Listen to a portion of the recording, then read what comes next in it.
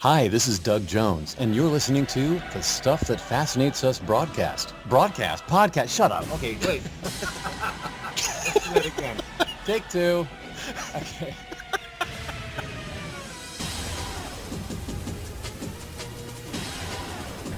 Yeah. Oh, hi, I'm Michael Winslow, and I'm on FU. FUU. That's Fascinates Us University. Stuff that fascinates us. These guys fascinate me. And what other things fascinate me is... Oh, no, not again.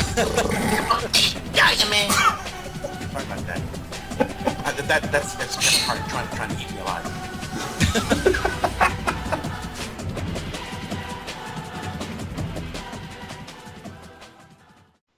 All right, so today we're here with Trent Oster. Trent is a member of Beamdog Software, currently working on the Baldurs Gate games, the remakes, and also a previous member of the BIOWARE studio. How you doing, Trent? I am good. Thanks for asking. Sorry if the intro is a bit clumsy. I haven't had a coffee yet. So. By all means, you should coffee up, dude.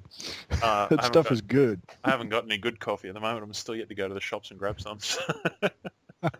The machine's on, so I'm just waiting. So, just needs to learn it. The machine just needs to know how to bring it to me, and then the circle's complete. So, sorry for waking you guys up so early.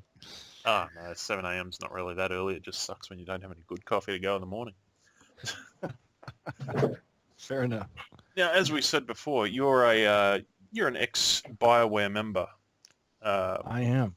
Now, one of the ex-founding members, more or less. Yeah, isn't it? it was kind of a crazy time. I was just looking back on it, and 1994 was when we started it.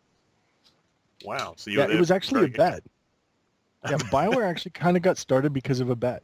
Yeah. So at the beginning of summer holidays from university in my third year of computer science, my older brother, myself, and a high school friend by the name of Marcel Zeschuk, happens to be Greg Zeschuk's cousin, we set up a company doing computer consulting by day and video game development by night.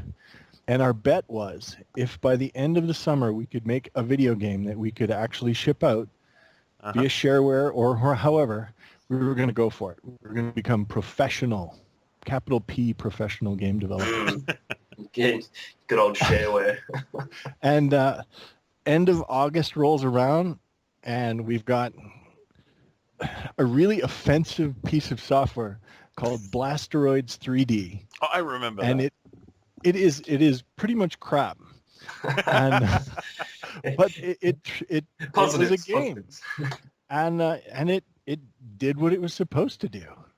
All the graphics were kind of like hand drawn in Windows Paint, and the sound effects were made by holding a microphone up to your mouth and going pew pew. But it was there. We could make a video game, so we started making what became Shattered Steel. And Greg was working as a doctor nearby, and he came down and he saw it, and he's like, dude, I got to get into this. And I know these other guys, they got to get into it. So we all got together and we formed BioWare. It was like November, October 1994. I mean, Shattered Steel, I loved that game back in the 90s. I used to work in a video game store, and we had a copy of that sitting on the shelf, I remember. I picked that up around about 99, I think it was about 99. Okay. Thereabouts. Obviously, I picked it up a bit later into the game. But had a lot of fun with that one. It was kind of like a simpler version of BattleTech and everything. But had a lot of fun with it. Definitely had we're really trying to get that kind of in-your-face weapons, a lot of excitement and visual engagement, and kind of higher speed, the idea that the mechs are moving around really fast. And it was a very interesting first title for us to ship.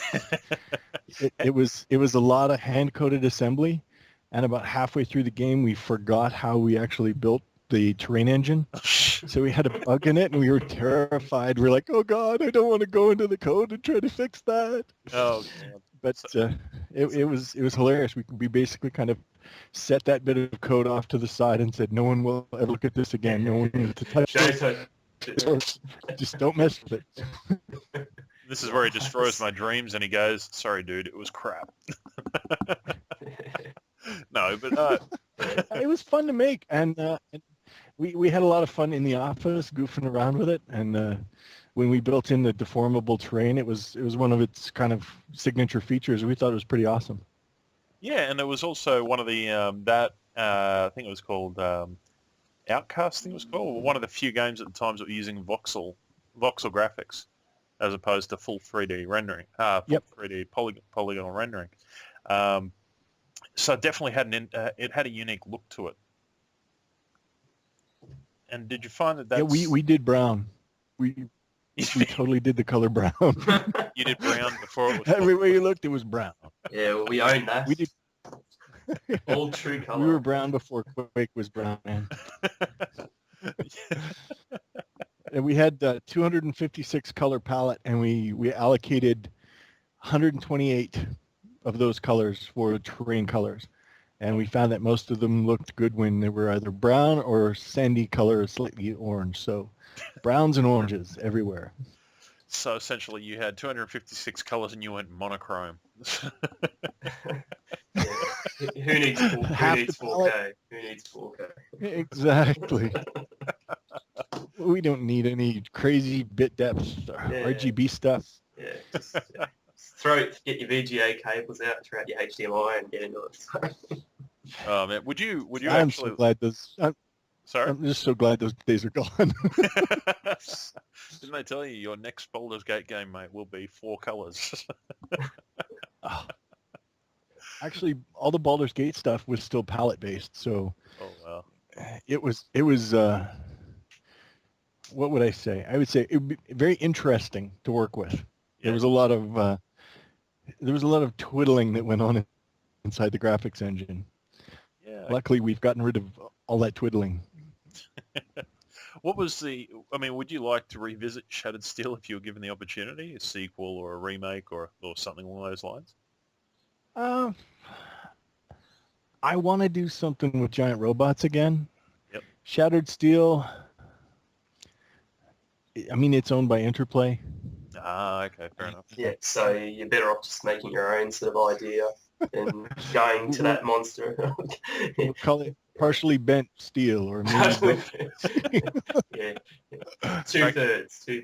Fractured aluminum. I mean, I've got my list of games that I kind of want to make, and I wouldn't mind taking another run at the giant robots thing. I think we had a lot of good ideas for Shattered Steel 2 that I think would have been a lot of fun, but it didn't happen. Yep. I mean, like I said, I remember having a lot of fun with it. I was swapping back and forth between that and I think at the time it was MechWarrior 3, for instance. It was one of the MechWarriors. I'm pretty sure it was part 3. And MechWarrior Mercenaries, probably. Because Mercenaries shipped like literally the same week that Shattered Steel shipped. In a rare moment of absolute marketing brilliance, put it head to head with the dominant brand. We were clueless kids at the time. We're like, oh, okay, if you think that's the best, and just send it out. So it didn't work. Kind of like didn't work so well. Putting an indie movie up against Avengers 2 or something. Exactly. Oh man, that must have really killed. It was there was some sadness around the office, but mostly we were too tired to care. You're just like, we're professionals now. We can do what we want. No, I think at that point we were just zombies. We were all sitting around our office going, it shipped, right? It shipped. I think it went out. I don't know yet. And then we had some critical bug. The famous 1.06 bug, we called it the crotch rocket bug. It somehow reset all the origins of all the missile launchers to the 000 point, which just happened to be right in the crotch of most of the robots. So we're shooting robots out of their or rockets out of their crotches, and it was like, oh my god, what have we done? And then the fans are just loving it, and they're like buying the game just for that. It turns out to be a masterstroke.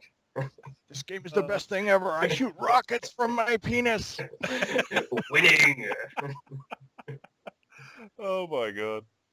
I think I have to look up a YouTube video of that. It'll be somewhere. Dig around. Oh my god. So, that is something that is something that MechWarrior can honestly say it never had. I do not remember. We're all about cutting edge features. Totally cutting edge. Crunch rockets and 20 Shades of Brown. Oh dear God. That's marketing copy if I've ever heard it. Oh god.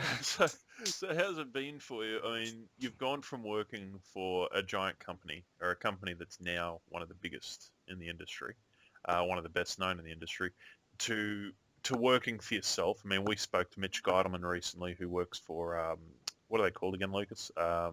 Harebrained Schemes. Harebrained Schemes. He used to work for, was it Black Isle Studios, I think it was? Yeah, and then worked for Microsoft. Yeah, and then for Microsoft. And he was just going on about how brilliant it is to finally work for himself with his own studio. So how's it been for you? It's been a mixed bag. I mean, in some ways it's been awesome because when people say dumb things to me, I just kind of walk away as opposed to historically having to say, gee, that's an interesting idea. I was about to say it. Are we about to hear a dial tone? Yeah. Like, so VP Bob, what exactly did you want to do with that idea? And then listening for 20 minutes about some amazing poor idea. Now I can just walk away. Okay, so what is one of the dumbest ideas for a game being given? I think it's just feature ideas that people try to inject. It's like, hey, wouldn't it be great if we took Baldur's Gate and Madden and jammed those two together? Wouldn't that make a great game? Yeah, or Baldur's Gate and FIFA, we could have like soccer. Yeah, and... like, there's so much crossover there. Think of the money. Exactly. No, there's a quote by Mark Anderson, who was one of the lead guys at Netscape back in the day. Yep. And he said, do you know the best thing about startups? You only ever experience two emotions, euphoria and terror. And I find the lack of sleep enhances both. I think that quote totally describes how it is to start a company. Oh, man. You're like, hey, we're going to do this thing. It's going to be exciting. You're all jazzed. You build the first version of something, and then it's a smoking pile of crap, and you feel like the most useless person on the planet. And then you suck it up, and you build version 1.1, and it's better. And, hey, we got a bit of success, and things are going. And then somebody does a review, and they say that you suck, and you're the worst person on the face of the planet. And then you're depressed again. That's pretty much almost like a daily or weekly cycle at that point. You're like, I'm awesome. Yeah, I am the suckiest of suck. I am so suck. I am in a pit of suck. That's kind of how it goes. I'm just surprised at the idea somebody on the internet could be negative. That could never. Yeah, who would have thought? Surely not. I know it's hard to grasp that people and anonymity together could breed negativity. Who would have thought? It's social media at its finest. So. Yeah. So you've worked on a couple of my favourite games. I was a massive fan of the MDK games. Awesome. Yeah, and I just absolutely loved MDK 1 and 2. And so what was your role with MDK 2? I was a technical prototyping artist on MDK 2. Yep. And my business partner in Beamdog, Cameron, was the lead programmer on it. And he actually wound up being producer as well. And MDK2 is the only game that I have ever broken a controller playing. Oh, nice. It's hard. I actually snapped one of those Dreamcast controllers. Oh, damn. A little VMU went shooting across the game room. Kind of took it and shoved it under the couch and pretended it wasn't my fault. The wife walks in. What was that? Oh, it's nothing, honey. Yeah, that wasn't me breaking the only controller I've got for the Dreamcast. It was a bitch of a game. It really was, wasn't it? Oh, there was those levels where you're flying Max and you got to fly them up this kind of long hallway where there's the little refueling stations. Yeah. The problem with MDK2 was it was balanced by the QA guys who played it every day, day in, day out. Mm-hmm. and they got so good at it that they just kept making it harder and harder and harder. So much so that a normal human didn't stand a chance. Yeah, you've You would play that thing. The casual gamer who picked it up and went, oh, yeah, I'll have a go at this. Dead. Even hardcore guys, like people who would play Ninja Gaiden back in the day, and they were okay dying again and again and again. You fired up MDK2, and you were like, an hour later, you're like, this is the worst game ever. Damn you to hell. Well, yeah, because it was constantly said that there was this giant cliff of difficulty difference between part 1 and 2. And it got really tough. Yeah, that's the understatement of the year. But that's not to say it wasn't a great game. It was, because it definitely gave you that challenge. I'd love to see an MDK3 made, hint, hint, hint. But again, it's owned by Interplay, so I don't care. I don't care about these things called rights. Seems to be a thing with companies owning the rights, and then you think, oh, this would be an awesome game, and then it's like, oh, Microsoft's got it, or Interplay, and you're just like, oh, damn. So much for that. And a lot of companies just camp the content instead of trying to create more value out of it. Like, it took us a year to bust the Baldurs Gate stuff free, and it was basically caught in kind of this no man's land. I mean, it wasn't even available on GOG until we managed to get Atari to bust it loose. Yeah, I noticed that. How was that development for you with Baldur's Gate? It was one of those things where the road to hell is paved with the best intentions.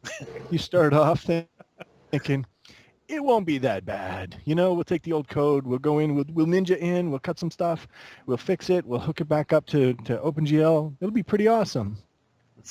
Within minutes of us getting into the code, we're like, oh boy, this is worse than we thought. Oh boy. Yep. I'm having a vision of Indiana Jones where they open the Ark of Covenant. he's running out. Because I can remember with the first Baldur's Gate Extended Edition, how it was sort of like big gaps. It was going to be released, and then, there was another bug, there was another error, and it's sort of like, and Baldur's Gate 2, it seemed a bit more smoother sailing, so to speak. So. Yeah, I think about IceWind Dale is when we figured out exactly how to ship anything on Infinity Engine, which is pretty much you fix it, you test, and you make one tiny minor tweak, and then you retest. Then you stop tweaking it at all, and you test, and then you ship the game. So do you see yourself doing more? I mean, I loved Baldur's Gate 1, 2, IceWind Dale, all those... and Neverwinter Nights was just fantastic. Loved it. So many good memories on that game. But do you see yourself doing a re-release of Neverwinter at all? I don't think we've got any concrete plans on it. It's one of those things I keep poking people about. I'm like, hey, you guys want to do something with Neverwinter? And the other side is kind of like, yeah, maybe we can do that someday. So... Yeah. I kind of joke about my business development process. I've got kind of a couple buckets. Here's something I'd like to do. Yeah. Timeline on that is between 1 to 5 years. Then I've got stuff that's, hey, we're actually talking about a contract. That's about 1 to 2 years. And then there's stuff where we're in final draft and we're almost done the contract. And that's about 6 months to a year. Yeah, no. That's kind of my buckets for contract stuff. I'll just move MDK3 up to we're doing it. Yes. That'll be great. 10-year scale down the end. So, I come across just a quote from Reddit where it said that you were pestering the fine fellows at Wizards of the Coast on a frequent basis. They're developing the game about Baldur's Gate 3. How is the pestering going, and has any leeway been made? We keep throwing BG and numbers after it at them, and they keep coming back to us saying, well, let's talk some more about that. Let's think a bit more about the concept. And I think it's one of those just kind of rolling conversations. They're aware that the fan base wants it. They like working with us. We've expressed a lot of interest in doing a Baldur's Gate 3. At the same time, we're kind of terrified of doing a Baldur's Gate 3 because the expectations will be so great. So, yeah, I think in the next 20 years it'll happen. Whether we're still alive to do it or not, that's the question. Just tell them you'll do part 4, and if that's good, you'll go back and do part 3. It's the whole prequel thing seems to be big these days. That was actually one of my jokes was, well, what if we just took and we made like a 10-minute long end of Baldur's Gate where we just killed everybody in every party and then we just started over. Sounds good. Yeah. So you're talking 90s direct-to-DVD movie where you kill the brother, where you bring in the brother of the main guy or something. Exactly. This is the slightly not as good ball spawn. Yeah, this the son of Baldur's Gate. Yep. Son of the son of the ball spawn. So. Exactly. He's getting pretty diluted by then. So he's still a god, but he's not quite there. Exactly. He's He's not quite even demigod. He's kind of like He's 1/8 god. So is that what we can expect for the, I guess, the next installment, Baldur's Gate 2.5 or Project Y? So Yeah, Adventure Y we haven't talked about too much. I mean, we're cooking on it. It's going well. We've had a couple of friends play testing it for us, giving us some feedback. And we've been kind of integrating their feedback, trying to make it better. We're getting close to going to voice acting with it. So we're kind of anxious to work with some of the people who we worked with in the past. So that'll be a lot of fun. And really, Adventure Y is going to fit between Baldur's Gate 1 and Baldur's Gate 2. Mm-hmm. So we've got that kind of, at the end of Baldur's Gate 1, you're the hero of Baldur's Gate. Hooray, hooray, everybody loves you. And then at the beginning of Baldur's Gate 2, it says you left the city under dark circumstances. So we were engineering some dark circumstances. Okay. So, yeah, because I know there was some debate because there wasn't much time between Baldur's Gate 1 and Baldur's Gate 2, and some of the fans were like, well, how can you fit a whole story into that small segment of, I guess, weeks, maybe a month or two? So would this be you are still the protagonist of 1, or are you, I guess, the dark circumstances that cause... No, we're still keeping the same character, so Yep. you're going to continue to play your char name character. Yep. And it'll be familiar party members, and it's basically just a continuation bridge of the story. Awesome. The most important question there, though, that any Baldur's Gate fan wants to ask is, are we going to see the return of a certain intergalactic rodent? We're bringing back Minsk and Boo. Bringing back the boo. We're bringing back Jim Cummings will be doing the voice part. Oh, really? So it's all it's all there, and it's all the original. Yeah, we're not 100% yet, but we're very, very close on just getting the final paperwork for the voice acting done. So, Because, I mean, getting the original voice actor and everything is so crucial to that character. that is the character. Yeah, that's what I mean. To me, he is everything that makes Minsk awesome. And even just, I mean, little things about that. It was just the concept of having a character that had a miniature giant space hamster. And he spoke to him like he was like a god. That was pretty awesome. And that's kind of the hilarious thing is that Minsk was actually my business partner Cameron's pen and paper character. and the reason he had the hamster was because he was so dumb he couldn't do anything without it. Basically, every battle started with Minsk either getting knocked unconscious or being stunned in some way because he was too dumb to do anything. And then Cam would roleplay Boo running around accomplishing things while Minsk was on the floor drooling. No. Oh, God. You see, it's a shame you couldn't actually put that into the game somehow. Or having Boo turn into this giant, really weird alien sort of thing that would do. Oh man! So where do you want to take your company in future, like in terms of development? Well, I mean, we've had a lot of fun reworking the Baldur's Gate stuff. Yep. And kind of appending our own little stories to it. I think with the Adventure Y thing, it's really going to be a chance for us to kind of demonstrate what we can do from a story standpoint. Yep. And I think going forward, it's really, we like the people who like Baldur's Gate. They seem to like the work we're doing, so I think it's a great relationship, and we want to carry that forward. And you also brought forward like Neverwinter Nights. I mean, there's Planescape Torment. There's IceWind Dale 2. There's Baldur's Gate Dark Alliance. There's so many games out there, D&D games that are great that are just kind of sitting there. Yeah. If we could give them a kick in the pants and get them going again, clean them off. clean them off, Oh. go through it, and fix things up, and remove the broken, and put in some awesome. We're I mean, totally there. Torment is known as the pinnacle of those old games. For a very good reason, just in the sense of its writing and its gameplay itself. So, I mean, I'm guessing that would be one that you'd absolutely love to do itself. Somebody was working on a unofficial sequel to that, I think, at the moment. Yeah, it was a Kickstarter project. Yeah, that's Brian Fargo's gang. Yeah, the yeah, In Exile guys. Yep. So They're working with Monty Cook on that. Yep, Cook. Yep. So maybe Yeah, it's not going to be set in the Planescape setting, which is a Dungeons and Dragons setting. yeah. Actually, they're not licensing Planescape from them. They're doing their own thing. Tides of Nimmer or something along those Yeah. lines. Yep. Yeah, that's Monty's setting. Mm. I mean, Oh, okay. it'll be an homage to it. Fair But enough.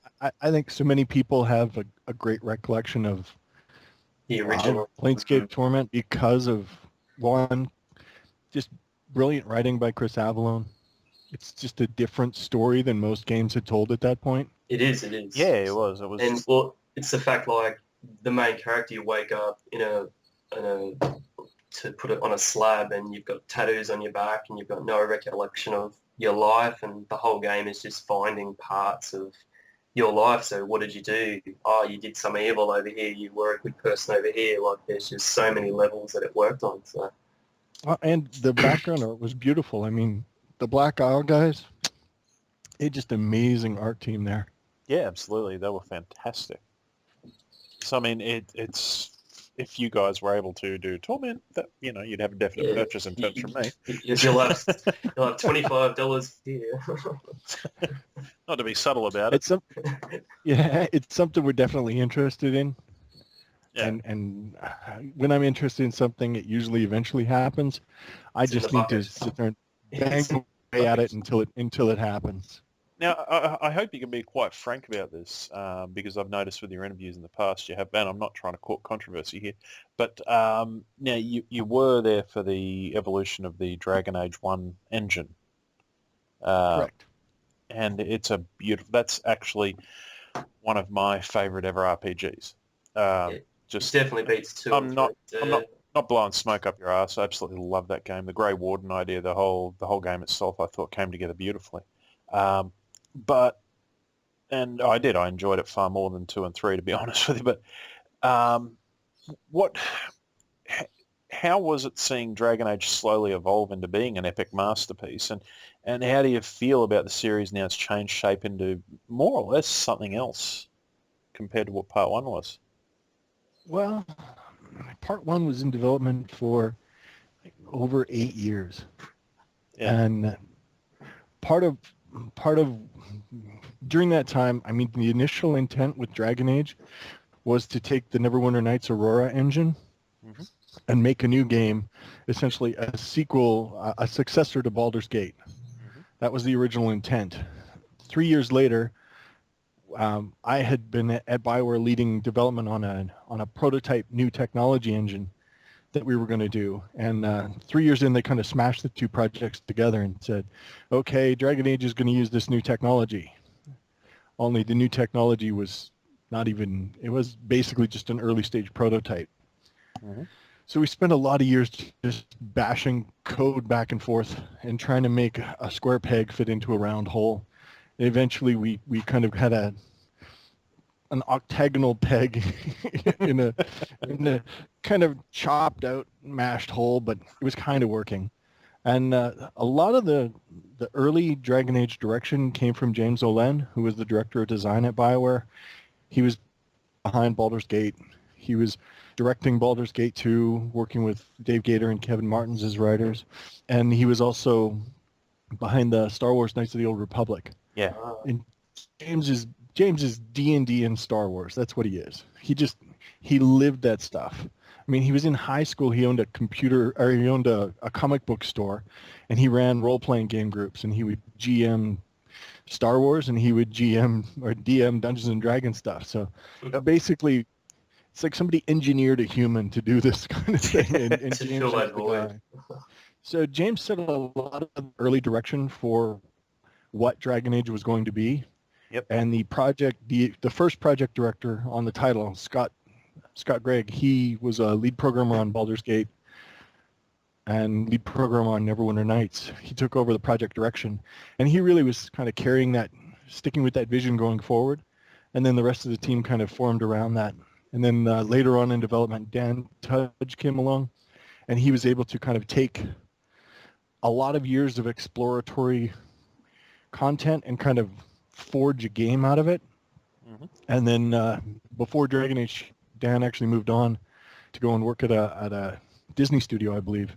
And then Mark Dara took over. But, Yep. I mean, Dragon Age, we had a big talk about it at one point, and everybody's like, well, what should we call it? What should we call it? And I was like, it should be Unchained. This is us. Nobody's telling us what we can and can't do. This is awesome. We want demons that are 15 feet tall and shoot fire. We can make that. If we want people losing their mind and going insane, we can do that. We Taken can do over by anything demons. we want. Yeah. Yeah, we could do anything. We could go totally berserk with this. So it was a really exciting concept. I mean, it could go anywhere. Yeah. And I was really kind of jacked on the idea of blood magic. I preached the gospel of that. I'm like, magic should be scary as shit. I mean, you should look at that and be terrified, man. Yeah, because So to be honest, sorry?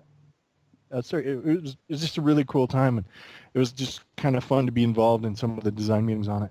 I mean, to be honest with you, part 2 and 3 felt, to me, watered down compared to part 1. Just in the sense of how open part 1 was with how, like you said, scary as shit the world was. And the replay value, you could play it 20 different ways. I remember being a royal dwarf fighter and got all the way to the end, and then I played it as a mage, and there was so many different ways to sort of attack the game. So, Well, I don't think anybody will pretend that Dragon Age 2 wasn't a rush job. I mean, the team was given a timeline, and they did the best work they could in the timeline, and they made the decisions required to hit that timeline. I think I'm amazed more of them didn't die in that production. or results of blood magic. That's what I think they were dipping into some blood magic on the crunch on that project. This guy is a zombie. Well, if he's still working, just keep him zombified. Just let him go. Let him go. Exactly. But I think it was more of a shock of seeing Dragon Age crammed into what appeared to be the Mass Effect game style. To me, that's what really became a shock to me. But that was their decision. Yeah, you got a big direction change in terms of the creative team behind it. I mean, Dragon Age 1, really, the vision was defined by James O'Lan, and then really, I think it kind of got early guidance from Scott Gregg, and then it really kind of crystallized under Dan Tudge. Yeah. And whereas Dragon Age 2, I think, is really the Mark and Mike combo. Yeah. And similar to Dragon Age 3, they're the guys behind it.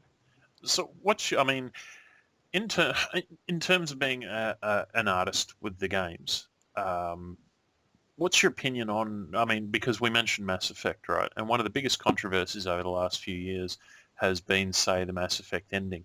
What's your opinion on conceding to fan demands and distorting your vision as an artist? Some fans view the changing of the Mass Effect 3's ending as a victory.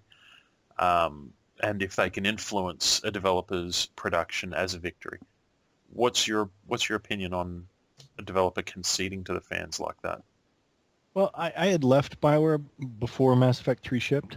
Yep. But I'm still very close friends with Casey Hudson, who was the director on the series.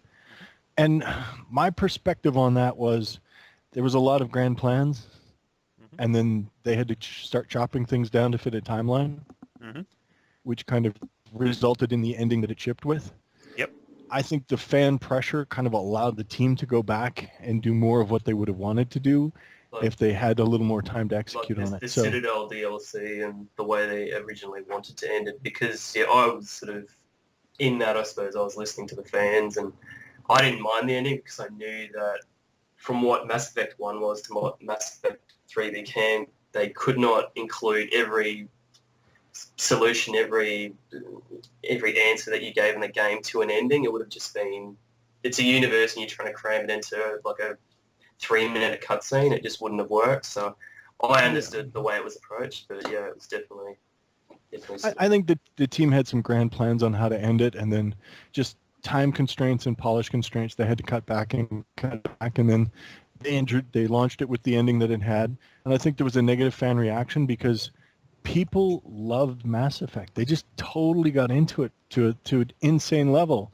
I mean, I was in the hallway with Casey the one time after playing Mass Effect 1, and I'm like, Casey, what the hell, man? Crazy Ashley shot my Rex, man. She shot my Rex. Yeah. Like, this what about is Jack? Rex. What about Jack, Rex. you know? Yeah. And I just went off on him for like minutes because I was upset that my Rex was dead. Yeah. And he's like, well, you could load your game back. I was like, no, I'm not going back. But my Rex is dead, man. Yeah, no, I get that. So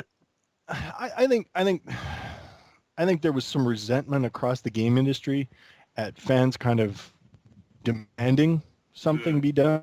But at the same time, I think from the team, it was kind of a, hey, we might be able to deliver something more along the lines of what we want to deliver here now because of this reaction. And I think the fact that everybody at BIOWARE made the decision to go along with it and to make kind of more the ending they wanted to, I think that just kind of showed how BIOWARE was at that point.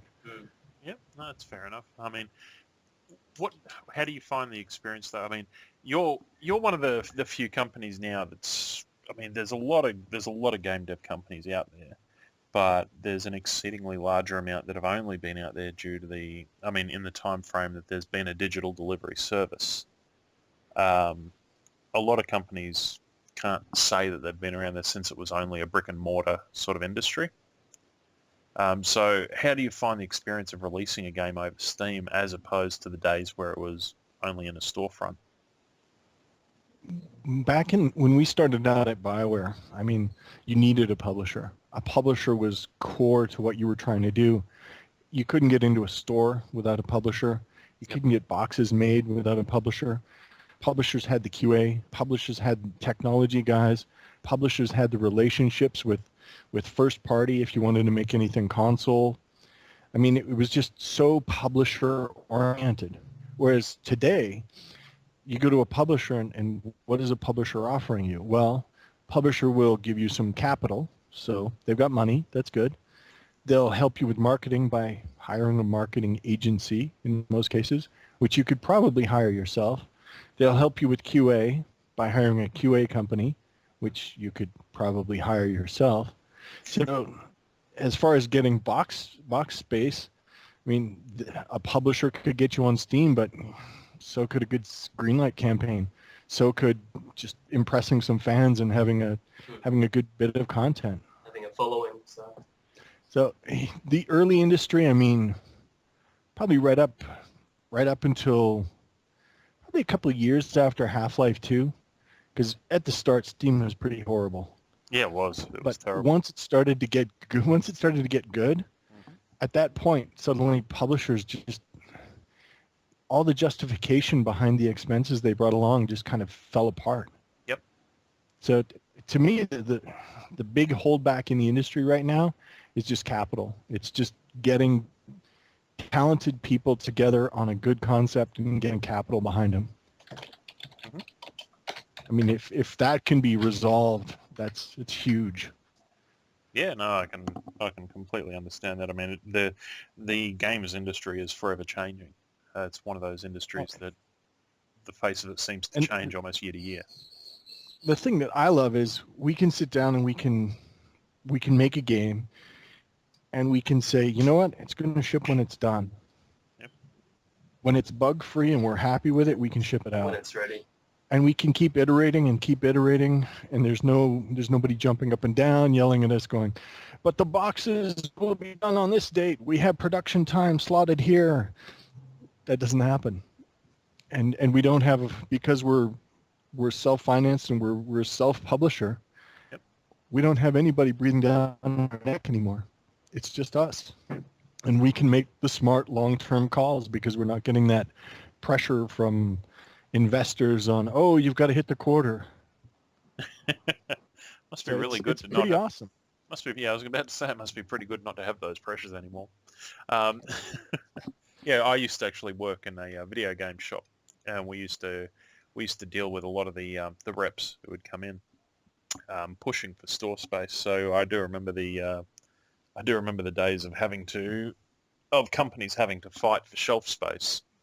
You know, games being on shelf 3, you know, instead of the bottom shelf being in the middle range, so you would catch eyesight first. It's a lot like a supermarket. Exactly. So yeah, and like the biggest challenge now as a game developer is just discovery and awareness, getting the market and making people understand what you're doing. There's so many games out there, especially like I look at the mobile space on iTunes. There was some horrible figure like 1,000 games ship every month. Yeah. And it was just, that's terrifying. Most of them are crap, but it's just terrifying that 1,000 titles go up in a month. How did your ones go on? Because you released Baldurs and all that on iOS, didn't you? Yeah. It was Baldurs Gate was a great success on iOS. I think it's just people knew the name, they knew what they were going to get. Yep. And the idea that you can play Baldur's Gate while you're going to the bathroom, that's some pretty awesome stuff. Yeah, that's winning in itself. So. If you had told, pretty much. If you had told me 20 years ago, I'd be able to do that. 15 years ago. This game that you are playing on this amazing PC, 10 years, man, you're going to be playing that on a toilet. Yeah, on your phone. Blood magic, I tell you. Blood magic. Hopefully no blood while you're You're going to a dark place there, man. Yeah, mate. All right, well, one of the other things is when we were speaking to Mitch the other week, he told us he finds it really important to keep in touch with the actual gamers themselves as opposed to the larger media outlets. I don't think he was trashing the media, but he was saying that, like with publishing, it's that the way of keeping in touch with people is different. Are you finding it the same? Yeah, I mean, my kind of view with the media is it's kind of like this relationship that we have where the media has their customers who are also our customers, and the media wants to write stories and tell the fans interesting things, and we want fans to care about the games we're making. So we're kind of on side with the media, but at the same time, the media aren't our direct fans. The media are typically, I mean, for some of the bigger magazines, they're going to be obsessed about what their niche is. Whereas when we're talking directly to the fans, we can hear exactly what they like and dislike about the everything. game. So we're fanatics about all games. So. Yeah, I mean, we don't get paid. We don't monetize or anything like that. We just, Lucas and I we're teachers, and we just do this for the fun of it. So we consider ourselves fans. That's awesome. So, I don't really see a point in making money on our end when we actually love doing it. It's more a hobby than some sort of thing we're going to make anything out of. So. But no, it's Lucas. Did you have anything? I've only got 3 here. One was from an admin who said, "What are the challenges in keeping a game isometric but making it 3D and able to rotate around?" So, I guess this is about camera angles and that sort of thing. So. Yeah, cameras suck. Oh, they suck. Like in Neverwinter Nights, like one of the biggest problems we had was just camera occlusion. Oh, number one. Oh. Something would just get between you and the camera, and you got to spin the camera around to see it. And where's my character going? Oh yeah, and beyond that, like we had a compass on the screen which would tell you which way north was. It didn't matter. I got lost in that game so much, and I made it. I'm like, which way am I supposed to go now? It all looks the same, and I turned the camera. It's actually kind of why I like Baldur's Gate. You don't rotate the camera. It's always there. You can't that the top of the screen, that's probably north. Bottom of the screen, probably south. I'm good. I just love that. Like, with Neverwinter, I mean, it wasn't probably until Hordes of the Underdark expansion when we put the drop-down camera where you could kind of run around with the camera over your shoulder. I found it actually easier to navigate like that than I did playing with the camera up isometric and being able to rotate it. So I think my philosophy going forward is it's either going to be Baldur's Gate or it's going to be over-the-shoulder chase cam. And and that's Yeah, it. don't let the fans control it. Just this is how you see the game. That's how it's going to be. Don't change it. Don't touch it. Well, it's just when you can rotate the camera in an isometric game, you can see things from all these different angles. So the assets have to be higher quality. And beyond that, you have to deal with all the scenarios of, okay, I just walked under a rocky outcropping. Now I'm going to rotate the camera. Oh, it's the wrong way, and I can't see my character, and he's hidden, and I need some way to indicate to the player that my character's still there, but the camera can't see him. Oh, well, what do we do? Do we draw an outline of the character and have it pulse, or Highlighted, or yeah, you're doing all these solutions around essentially a bad case of the camera going in a place where it shouldn't be able to go. Mm. I think Wasteland 2 had that issue, didn't it, recently? Oh, I hate cameras. So no to cameras. On Twitter, you said that you killed free to play, so you put a bullet in it. Was that to do with the Baldurs Gate series, the IceWind Dale series, or Adventure Y, so to speak? No, I respect those titles too much to mess with that stuff. We were trying our own kind of unique free-to-play concept. It's kind of a dungeon builder, dungeon raider kind of thing. And, I mean, it was fun. We were playing it in the office. What was fun was screwing your buddy over. But screwing your buddy over is always fun. Oh, it is. It didn't say a lot about the game. It said a lot about buddy mechanics more than anything. And who your friends are. Yeah, we went down to GDC, and I met up with a couple of my friends who were doing free-to-play stuff. And the level of game they are playing at just blew my mind. It's like, oh, yeah, and here's where our team of data scientists figure out exactly how to milk the most money out of these people. I came back home, and I was just I was worn out. Yeah, I'm like, you know had to what? shower it all off. You were just like, oh. I don't want a team of data scientists figuring out how to drag as much money as possible out of people.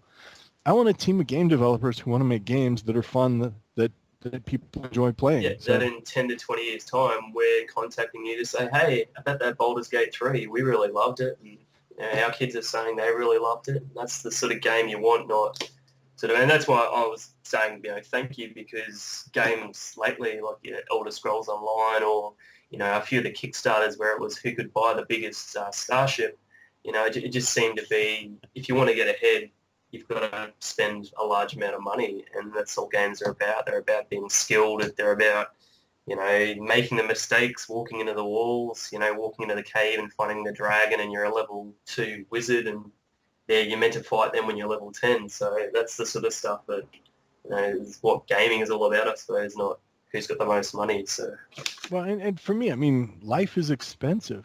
Groceries cost a lot of money, and being able to have some kind of transportation get you from point A to point B.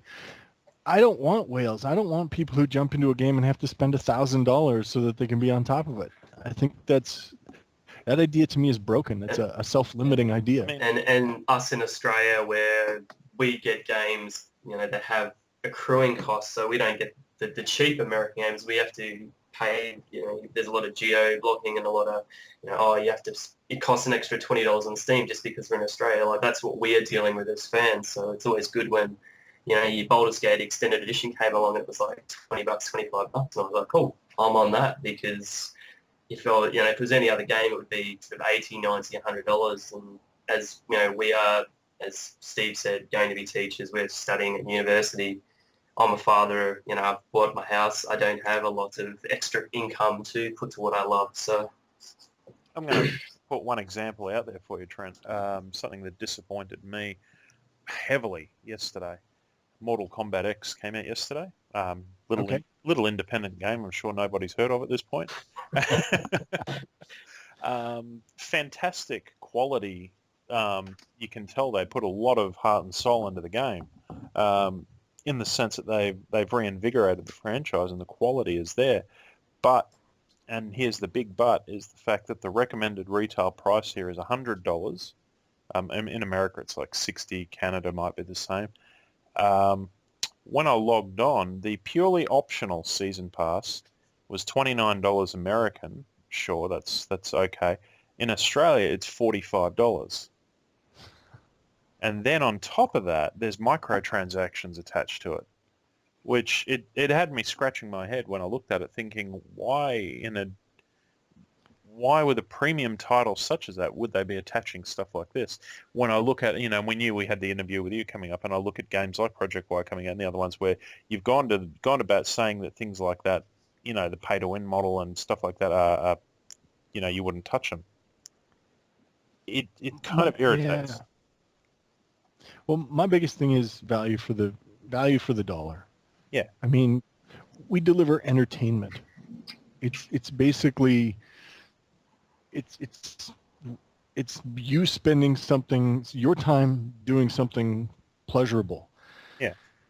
The idea of a game coming out, AAA to me it's so crazy because the money involved is just nuts. Mm. The budgets are 60, 70, $100 million to make a game. You look at your Destinies and it's like $500 million, and you're sitting there going, whoa, like, where did they spend that money?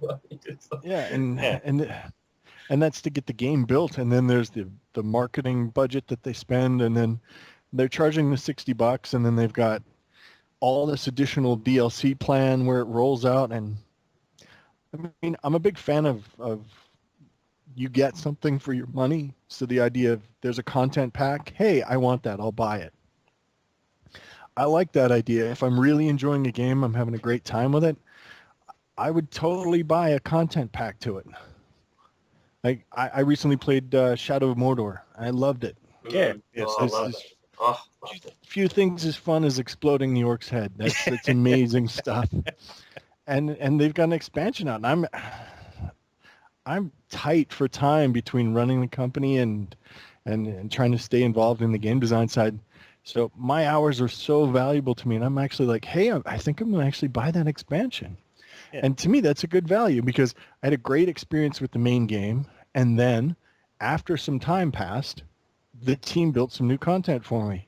Yeah. Whereas if a game launches and it's like, oh, here's the $60 game and here's the $20 content that you've got to unlock, and then, you can buy a season pass. And there was day one DLC with it, by the way, which, personal bugbear. Yeah. Day one DLC, I don't love the concept. I mean, you're making a game, and a game, at least in the AAA space, it's a one-shot decision. Yes, no, are you going to spend $60? If you make the decision, yes, you're going to spend $60, that's a huge investment. That's a lot of trust to drop down $60 for something. And if you turn around instantly and say, hey, now that we got your $60, why don't we hit you up for some more? That just makes me mad as a customer. I don't mind if a couple months down the road somebody's got, hey, there's this new thing that adds on to the previous thing that's pretty awesome. Yeah, and we expansion don't have an issue with packs that either. in the day. Yeah. Expansion packs like in the day, we actually got like an almost full game that expanded your experience. Yep, totally love that. But I mean, if you do that, if you've got DLC ready day one, to me, take 3 months and hold.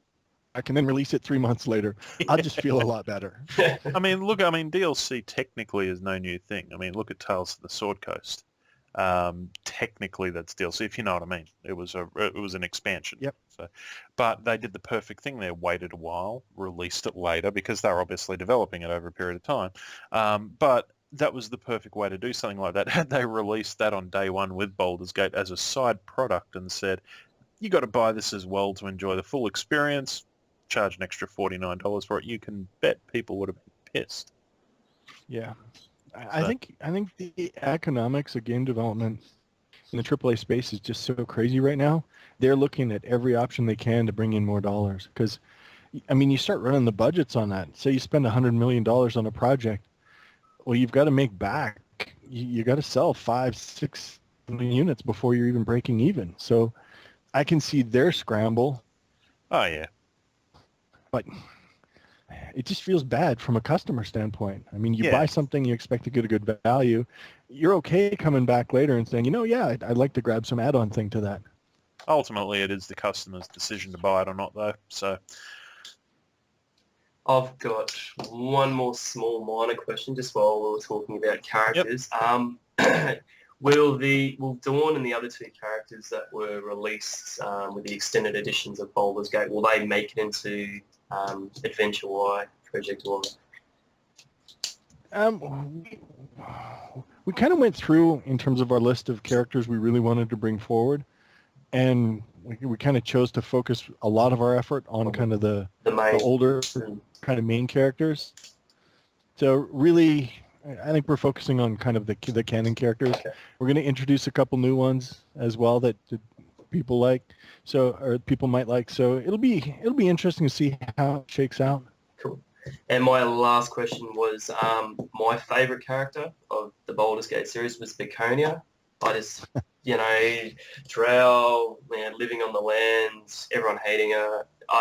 Even when I played my wholly good paladin and my sort of evil thief, she was always in the party. My other party members didn't like it. They'd always banter and, how can you let that happen? But if you can slide her in there somewhere, I'd be more than happy. So. I'm sorry, Lucas, but anyone who says that Minsk isn't, is wrong. And that's to me what makes Baldur's Gate so much fun, is the characters are so interesting and there's so much kind of conflict around them. It's like when you form a party, it's always a compromise. You're like, oh god, these guys are going to hate each other, but I don't care. They're the characters that I want. Yeah, I want the cleric with low endurance that that just has the personality, like she's brought so much to it. So that's why I was like, yep, if she's in there, take my money now. I just remember the first time I seriously played Baldur's Gate, and I'm like, oh hey, I totally want that druid Jahira. She's pretty neat. Yeah, she's pretty good. She's stuck to this meatbag Khalid. Okay. Well, he's dead. Khalid, I have a mission for you. You're going to scout ahead where the goblins were. I'm going to keep your armor and I'm going to keep your weapon. So you go scout for me. See ya. Yep. Yeah, I've been guilty of that. Jahira, I am so sorry. Khalid died a hero's death. Yeah. His naked scouting did not end well. Baldur's Gate 2, romance options. Cool, awesome. Exactly. And the look of sorrow on your face when he comes back victorious. You're like, God damn it. Yep. That's it. Next time I'm going to shoot him with an arrow before I send him out. An arrow in the knee. Yeah. All right, Trent. Well, thank you very much for your time today. I know that you've got a lot to do, so we really appreciate you spending time with us. It's been great, guys. It's been a lot of fun. All right, we hope to catch up with you again one time. So, yep, and I follow you on Twitter now, so I'm up to date on everything. So, yep. All right. We'll make sure. Take care, guys. We'll make sure to follow you as well. All right, thanks a lot, Trent, and we'll talk to you another time. All right, goodbye.